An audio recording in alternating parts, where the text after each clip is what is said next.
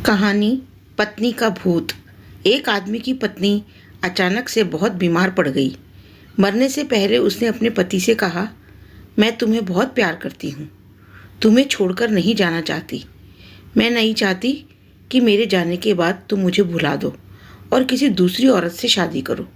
वादा करो कि मेरे मरने के बाद तुम किसी और से प्रेम नहीं करोगे, वरना मेरी आत्मा तुम्हें चैन से जीने नहीं देगी। पत्नी का भूत। और इतना कहकर वो चल बसी। उसके जाने के कुछ महीनों तक उस आदमी ने किसी दूसरी औरत की तरफ देखा तक नहीं। पर एक दिन उसकी मुलाकात एक ऐसी लड़की से हुई जिसे वह चाहने लगा।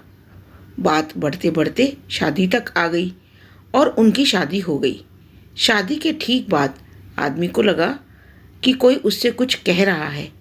मुड़कर देखा तो वो उसकी पहली पत्नी की आत्मा थी। आत्मा बोली, तुमने अपना वादा तोड़ा है, अब मैं हर रोज तुम्हें परेशान करने आऊँगी। और इतना कहकर वह गायब हो गई।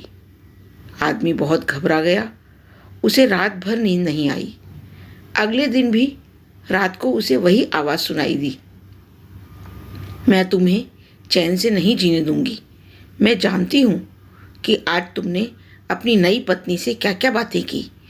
और उसने आदमी को अक्षरशः एक एक बात बता दी। आदमी डर कर कांपने लगा। अगले दिन वह शहर से बहुत दूर एक जैन मास्टर के पास गया और सारी बात बता दी। मास्टर बोले, ये प्रेत बहुत चालाक है। बिल्कुल है, तभी तो मेरी एक एक बात उसे पता होती है। आदमी घबराते हुए बोला। मास्टर बोले, कोई बात नहीं, मेरे पास इसका भी इलाज है। इस बार जब तुम्हारी पत्नी का भूत आए तो मैं जैसा कहता हूँ तुम ठीक वैसा ही करना।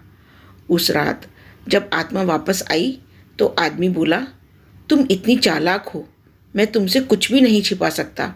और जैसा कि तुम चाहती हो मैं अपनी पत्नी को छोड़ने के लिए भी तैयार हूँ।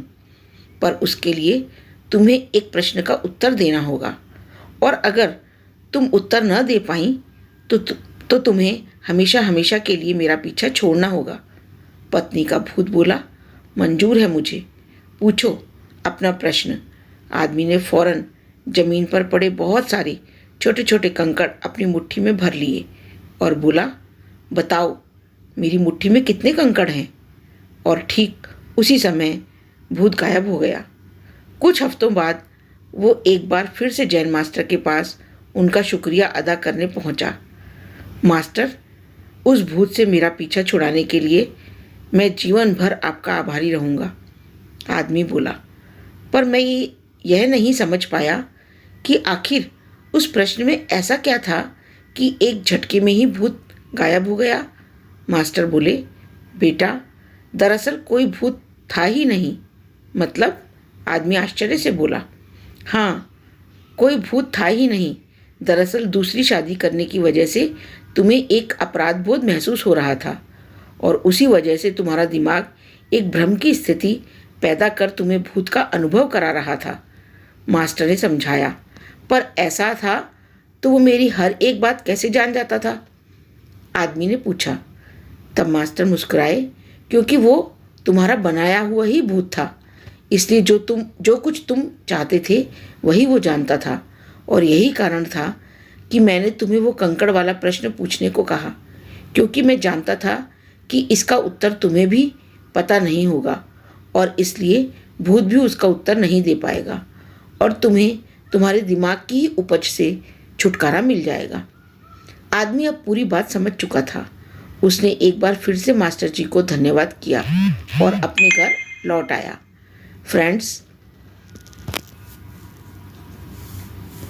कई बार हमारे मन में भी किसी पुरानी बात को लेकर एक गिल्ट फीलिंग रह जाती है।